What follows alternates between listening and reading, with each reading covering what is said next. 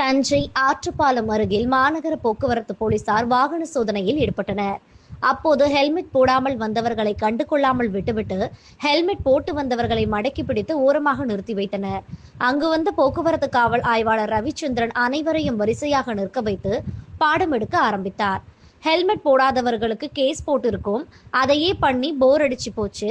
அதனால ஹெல்மெட் போட்டு வர்றவங்களை பாராட்டி 4 வருஷமா பரிசு தர்றோம். ஃப்ரீ பெட்ரோல், 50 பேருக்கு பிரியாணி, 50 பேருக்கு தக்காளி, 50 பேருக்கு வெங்காயம் தந்திருக்கோம். ஹெல்மெட் போடுங்கன்னு சொல்லி தொண்டை தண்ணி வத்தி கத்தி பிரயோஜனம் இல்லை. இன்றைக்கு ஹெல்மெட் போட்டு வந்த உங்க 50 பேருக்கு முதல்ல ஐஸ்கிரீம் தரோம். சாப்பிட்டு விட்டு பிரியாணி 1 லிட்டர் பெட்ரோல் போட்டுட்டு போங்க. இதை எல்லாத்தையும் சொல்லணும். சொல்லுவீங்களா? எங்க கை தூக்குங்க பாப்போம் என கூறி ஐஸ்கிரீம் கொடுத்து விட்டு கூலா சாப்பிட்டு விட்டு போங்க என அனுப்பி வைத்தனர். திரும்ப திரும்ப தொண்டை தண்ணி போக கத்தி பிரயோஜனம் இல்லாம பண்ணாதீங்க. இன்னைக்கு நீங்க போட்டு வந்தது உங்க எல்லாரையும் பாராட்டி ஃபர்ஸ்ட் ஒரு ஐஸ்கிரீம் கொடுக்கறோம்.